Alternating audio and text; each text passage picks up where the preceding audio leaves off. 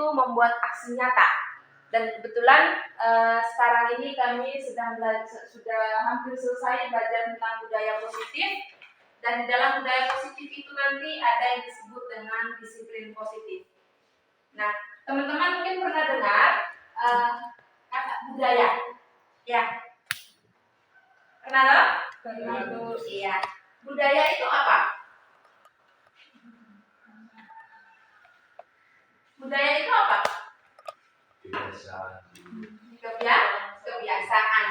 Jadi yang kita pelajari di sini adalah kebiasaan yang positif. Berarti kebiasaan yang baik. Nah, lanjut Pak Desi. Iya, lanjut Pak. Iya, di sini dalam modul ini kami belajar tentang, mungkin di sini ada peserta didik, tapi saya fokusnya di sini adalah kepada rekan sejawat saya itu guru-guru.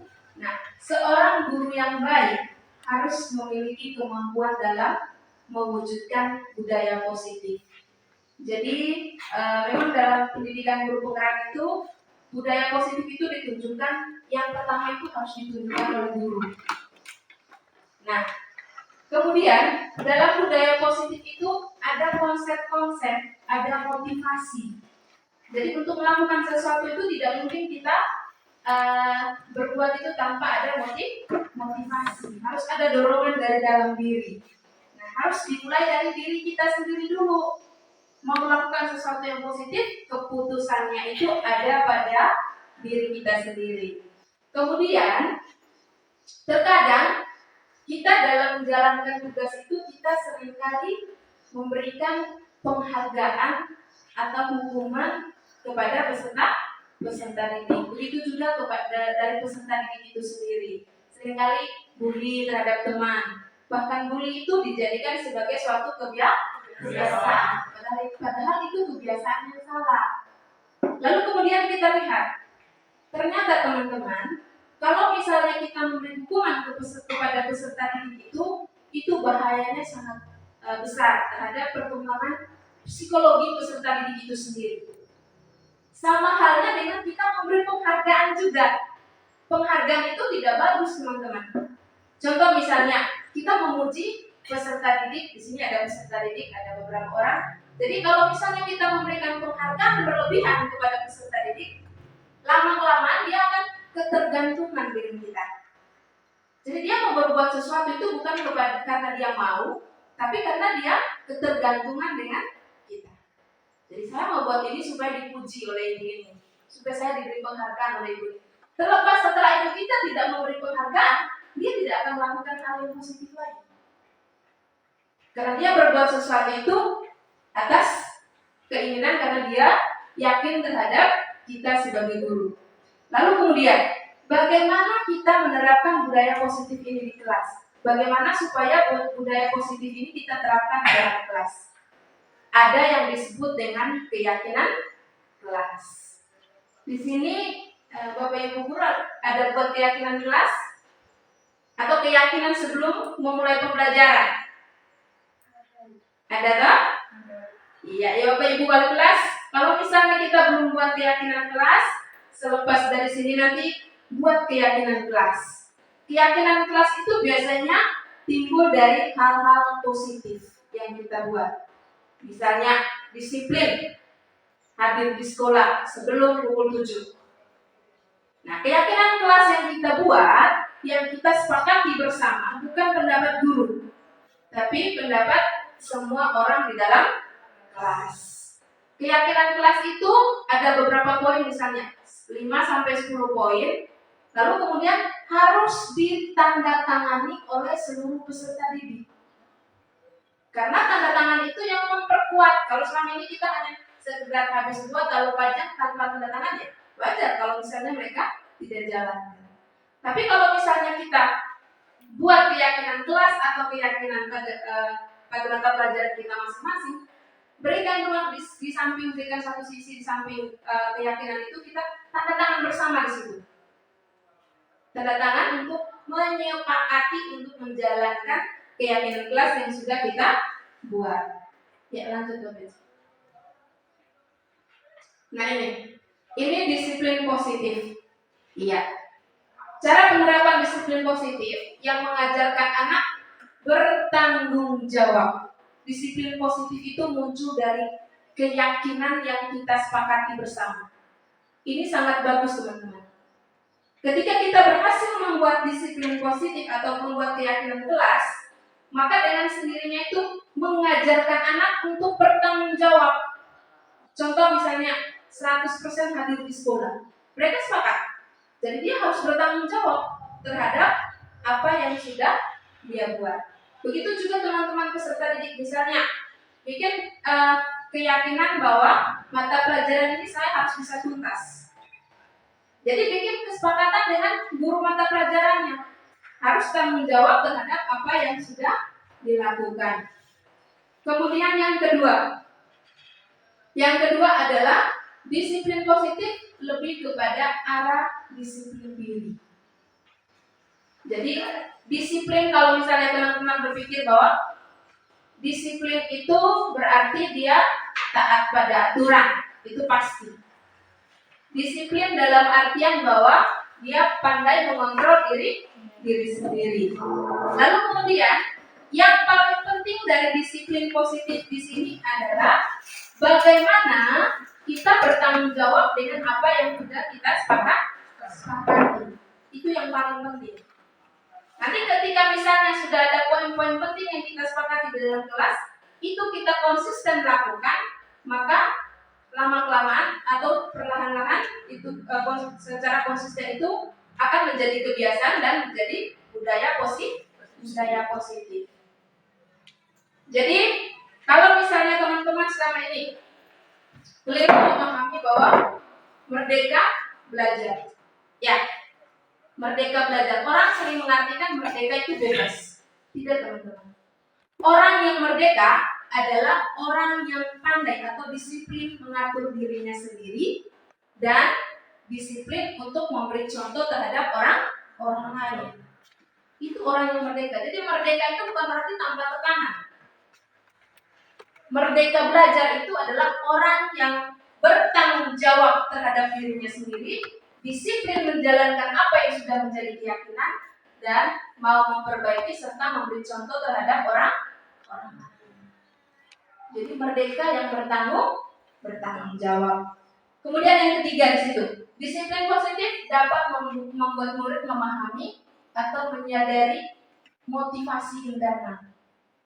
Jadi dengan membuat keyakinan kelas atau budaya positif atau menerapkan budaya positif ini, selain memberi motivasi internal terhadap kita guru, kita jadi mengetahui apa yang menjadi kemauan dari peserta didik kita. Peserta didik juga sama. Jadi mengetahui apa yang menjadi kemauan dari guru mata pelajaran atau guru kelas atau guru wali kelasnya. Jadi disepakati bersama untuk menjadi satu budaya. Selanjutnya, ya, ini motivasi perilaku manusia. Ini teman-teman, kadang-kadang kita misalnya terlambat datang sekolah. Itu judulnya, terlambat datang sekolah. Jadi terlambat datang sekolah ini terkadang antara guru atau peserta didik itu terjadi komunikasi atau salah pengertian. Salah memahami salah memahami terhadap satu situasi. Contoh misalnya, orang melakukan sesuatu itu pasti ada banyak hal yang memotivasi dia. Yang pertama misalnya, orang menipu. Kenapa dia? Sebenarnya dia tidak punya niat untuk menipu. Alasannya ada di sini saya hanya gambarkan 3. Yang pertama itu adalah untuk menghindari ketidaknyamanan atau hukuman. Daripada saya dipukul, lebih baik saya ditipu. Itu motivasi perilaku pada seorang peserta didik atau pada siapapun yang ada di sekitar kita. Kemudian yang kedua, motivasi yang kedua ini bagus, tapi berbahaya juga kalau berlebihan. Ya, untuk mendapatkan imbalan atau penghargaan. Imbalan atau penghargaan kontrol guru. Ini kita guru atau siapapun peserta didik juga pasti pernah ada di posisi ini. Yang pertama, penghukum. Iya. Pasti di sini kalau jadi kakak pernah hukum adiknya, kalau jadi guru pernah hukum peserta didik. Jadi posisi ini posisi yang sering kali kita ambil, bahkan mungkin selalu kita ambil. Posisi sebagai penghukum, biasanya ketika misalnya murid datang terlambat, kita tidak tanya alasannya, langsung habuk. Itu posisi penghukum. Jadi dia tipenya itu adalah mengharbit, bernada keras, dan menggunakan misalnya pukulan. Itu penghukum. Jadi dia tidak mau dengar alasan apapun, dia juga tidak ada bertanya terhadap peserta didik. Yang intinya ketika dia tahu bahwa kalau salah ya salah, tanpa mengetahui apa penyebab kenapa masalah itu bisa terjadi. Jadi posisi penghukum ini teman-teman, dia dampaknya sangat buruk. Kenapa saya katakan dampaknya sangat buruk? Kalau sebagai guru, bisa jadi dalam diri peserta didik itu mereka akan dendam dengan kita. Kalau jadi kakak pun demikian. Kalau misalnya terlalu menguasai di rumah, ya pasti adik-adiknya juga dendam. Dan kalau misalnya dendamnya sementara, kalau dendam seumur hidup itu bahaya terhadap perkembangan peserta didik atau siapapun. Kemudian yang kedua, membuat rasa bersalah. Ini biasanya ketika misalnya kita guru. Contoh, pembuat rasa bersalah ini kita bisa dia biasa menggunakan kalimat yang biasa, misalnya, kalau nanti kamu tidak kerja, berarti saya akan dimarahi. Bukan memarahi, saya akan dimarahi oleh bla bla bla. Biasanya kata dimarahi ini itu menunjukkan orang yang kekuasaannya lebih besar. Atau misalnya, contoh, kalau misalnya kamu tidak kerja tugas, berarti saya tetap, atau misalnya kalau misalnya tidak kerja tugas, nilai rapornya saya kasih turun. Membuat rasa bersalah. Jadi murid akan merasa bersalah. Jadi kalau misalnya kita selama ini sering kali menggunakan kalimat-kalimat demikian, ini di sini ada peserta didik, mereka bisa renungkan sendiri. Jadi kalau misalnya seperti itu, mereka belajar itu bukan karena kebutuhan, tapi karena paksaan. Karena ada tuntutan yang kita ambil berupa ancaman. Kemudian yang ketiga, posisi kontrol guru sebagai teman. Nah ini bagus juga. Pembelajaran dalam kurikulum Merdeka itu adalah guru itu harus jadi teman dari peserta didik. Tapi saking dekatnya itu bisa bahaya juga. Nanti kalau misalnya kita tidak bisa menempatkan diri pada posisi teman ini misalnya pada saat istirahat itu, ketika kamu peserta didik bermain-gila dengan guru dan lain sebagainya, pasti di situ ada nilai-nilai antara guru dan peserta didik, posisi guru dan peserta didik itu yang menurun. Jadi pada posisi kontrol sebagai teman, itu biasanya antara peserta didik dan guru itu menggunakan bahasa yang santai tapi tidak punya makna. Nah ini bahaya kalau misalnya peserta didiknya bawa kebiasaan ini sampai dalam kelas. Jadi nilai menghargai gurunya tidak ada. Kemudian yang keempat, posisi pemantau. Nah kalau dalam posisi pemantau, biasanya kalau misalnya piket, ada siswa datang terlambat. Pertanyaan yang diajukan adalah, kamu tahu tidak aturan sekolah itu datang jam berapa? Jadi di situ kita mengambil peran sebagai pemantau. Kita mengambil kembali kesalahan-kesalahan atau kekeliruan yang dijalankan oleh peserta didik untuk kembali pada aturan sekolah. Misalnya hari Senin wajib menggunakan topi, ada siswa yang tidak menggunakan topi. Ketika kita melontarkan pertanyaan, kamu tahu tidak aturan sekolah? Berarti posisi kita di situ adalah sebagai pemantau. Dia menerapkan atau biasa menggunakan kata-kata atau kalimat yang mengarahkan peserta didik kembali pada aturan sekolah. Nah, posisi yang terakhir, posisi sebagai manajer. Jadi posisi ini itu yang diharapkan oleh guru penggerak ataupun sekolah penggerak. Posisi manajer ini posisi yang diharapkan dimiliki oleh peserta didik maupun khusus atau terlebih khusus oleh guru. Jadi posisi ini itu dia berperan lebih bijaksana, menyelesaikan masalah menggunakan metode segitiga restitusi. Nanti sebentar baru saya jelaskan metode segitiga restitusi itu seperti apa? Posisi sebagai manajer. Jadi kalau misalnya selama ini berpikir bahwa posisi sebagai manajer ini hanya dipegang oleh kepala sekolah, jadi sebenarnya ini tidak. Khusus teman-teman wali kelas sangat penting untuk mengetahui posisi sebagai manajer ini, peran dan tindakannya seperti apa. Jadi kita menyelesaikan peserta didik itu mulai dari menggali dari latar belakang, kemudian kita tidak membuat siswa itu down, tapi membangkitkan kepercayaan diri dari peserta didik. Lanjut. Ya, ini posisi kontrol guru kalau misalnya kita sebagai manajer.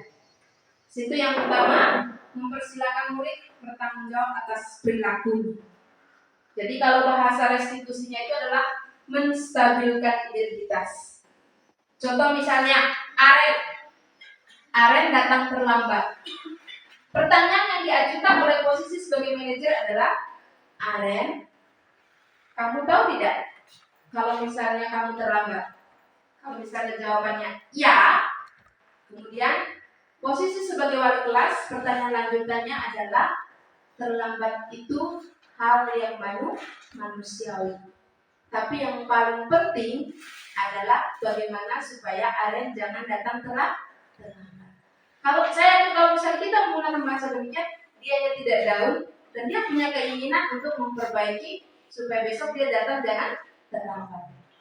Misalnya ada siswa kita yang tidak bisa mengerjakan pelajaran kita jangan menghakimi dia, kita stabilkan dulu identitasnya. Kenapa kamu bisa melakukan hal demikian? Digali secara berulang-ulang sampai kita memberikan ruang lebih kepada dia untuk menemukan solusi sendiri. Jadi seperti itu.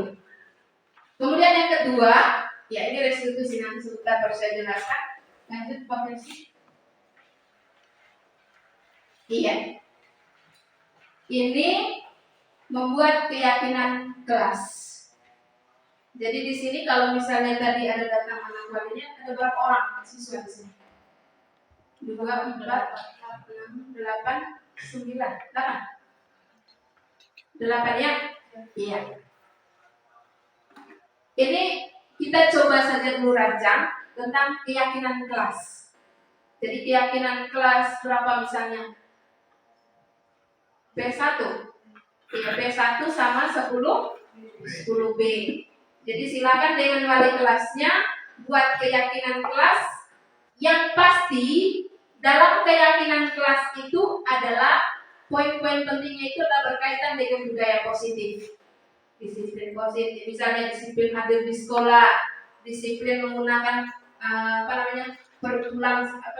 datang dan pulang sekolah tepat waktu, disiplin mengerjakan tugas, konsisten mengerjakan tugas dan lain sebagainya. Jadi 4 orang yang hadir itu sebagai perwakilan dari kelas untuk membuat kesepakatan atau ya. Di sini latar belakang. Jadi kita berbuat sesuatu itu pasti ada dasarnya. Ya, apa yang tadi saya sudah jelaskan, harus ada motivasi. Motivasi itu yang menjadi alasan kenapa kita berbuat sesuatu. Jadi di sini disiplin positif itu dibangun dari pembiasaan. Jadi disiplin positif atau keyakinan kelas itu dibangun dari pembiasaan. Jadi contoh, halo. Baik, contoh, misalnya teman-teman kan yang tahu di kelas itu seperti apa situasinya. Dan yang lebih paham itu adalah wali kelas. Keyakinan kelas ini dibuat berdasarkan kesepakatan bersama untuk pembentukan karakter, pembentukan watak. Jadi nanti kalau misalnya pembentukan watak itu sudah berhasil dalam satu kelas, itu menjadi satu ciri khas guru A, ciri khas guru B dan lain sebagainya. Kemudian kita perhatikan di sini bahwa keyakinan kelas atau disiplin positif itu selain untuk mencerdaskan kehidupan bangsa, yang paling penting adalah mencerdaskan diri kita sendiri dulu.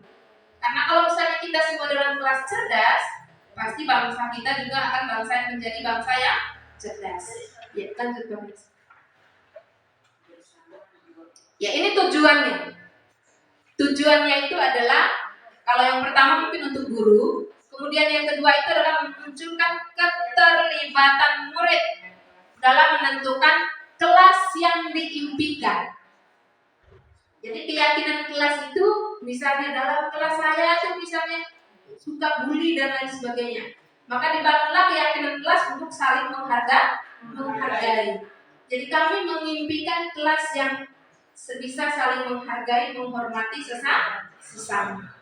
Kemudian menumbuhkan komunikasi yang efektif antara guru dan murid.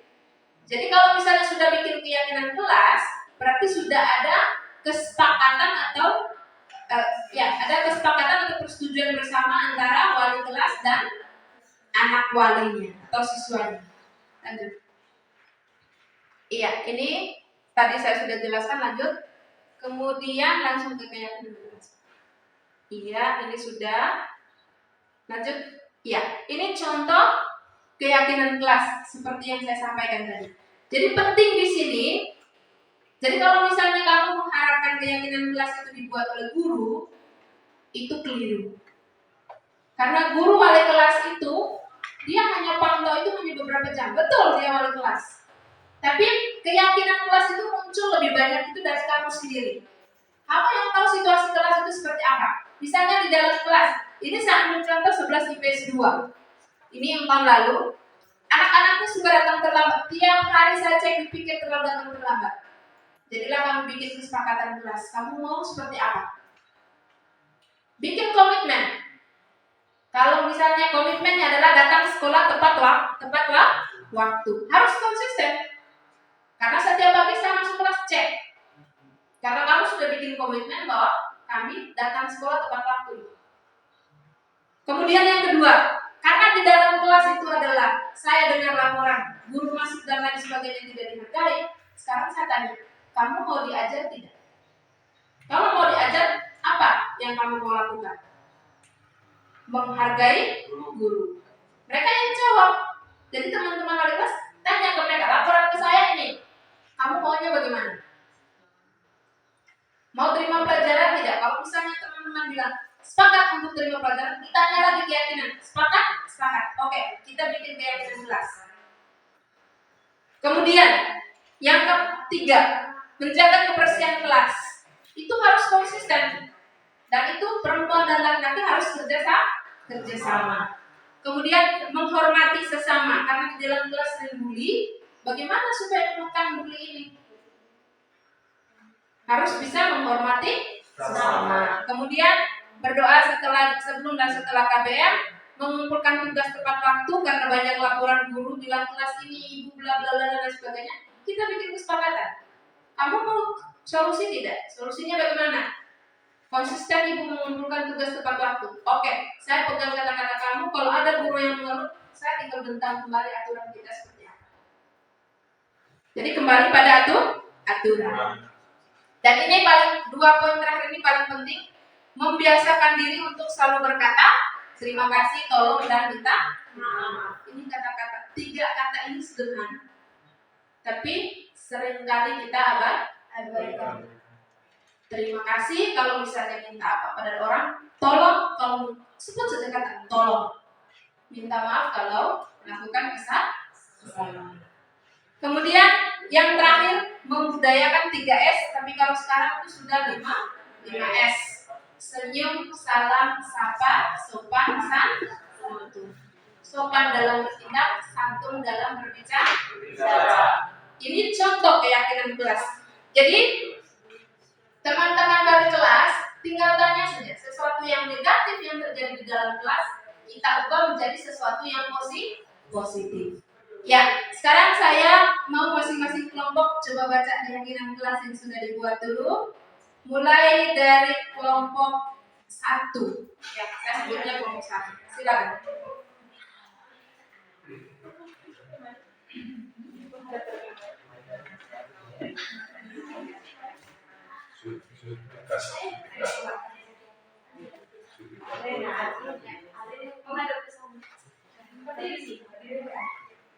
Terima kasih. Terima kasih kesempatan yang diberikan kepada kami kelompok 1. Keyakinannya di kelas pembinaan 1 adalah: pertama, kami berjanji untuk menghormati guru dan menghargai teman-teman di sekolah.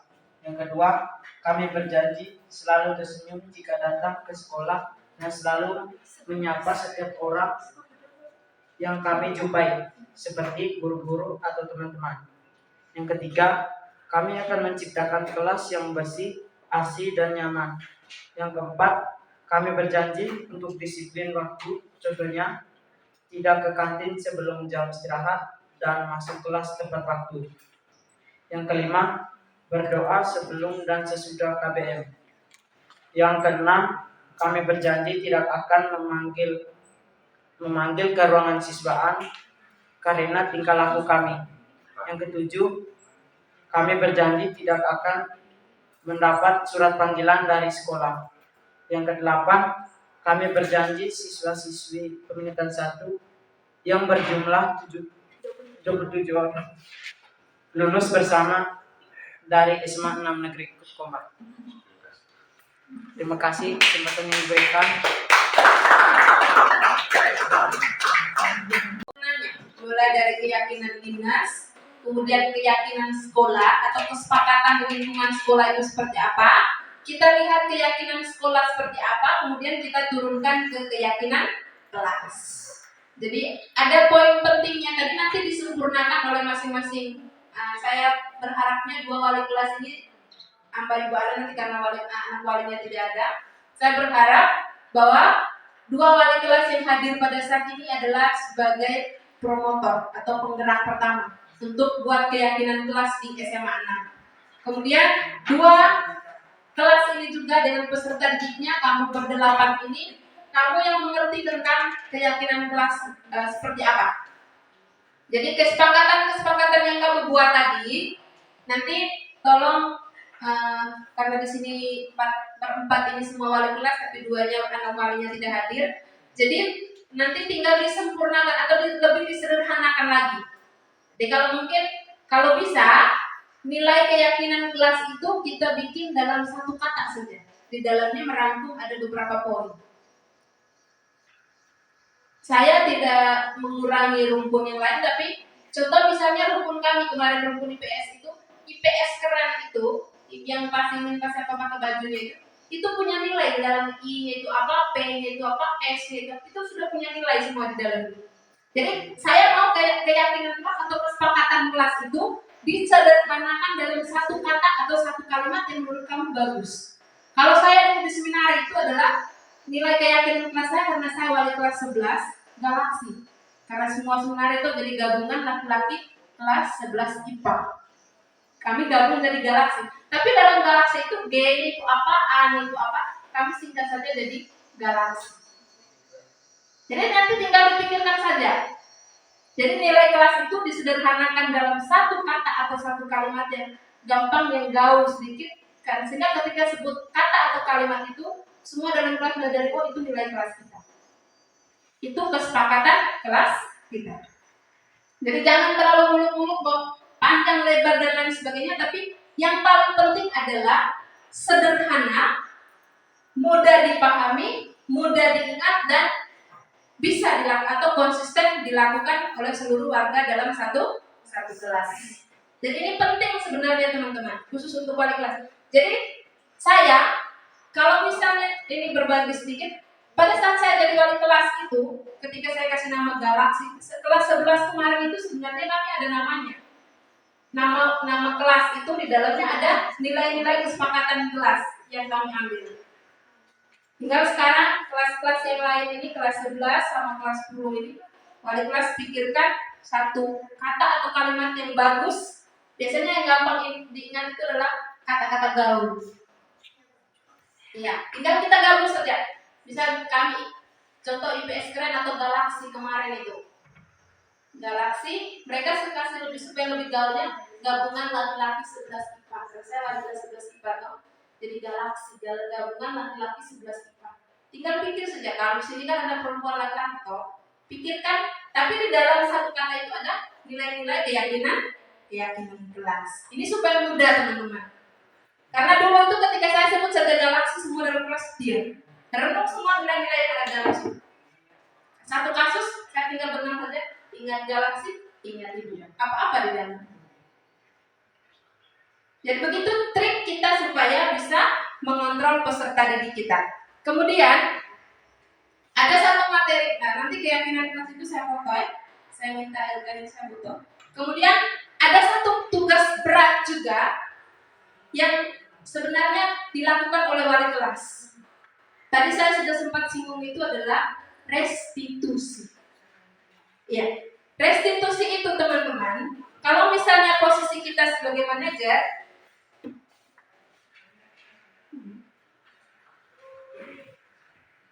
ya, kalau misalnya posisi kita itu sebagai manajer, kita menyelesaikan masalah, ini posisinya peran yang paling kecil dalam metode restitusi itu adalah sebagai guru mata pelajaran.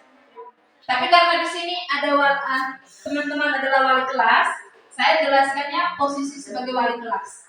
Jadi kalau manajer itu dalam pemahaman kita selama ini adalah hanya dipegang oleh kepala sekolah. Tapi sebenarnya tidak, teman-teman. Manajer itu kalau misalnya kita wali kelas, ada 3 hal yang kita lakukan ketika kita berhadapan dengan siswa atau anak didik kita yang bermasalah. Ini juga bisa diterapkan oleh adik-adik ketika temannya bermasalah. Contoh, misalnya,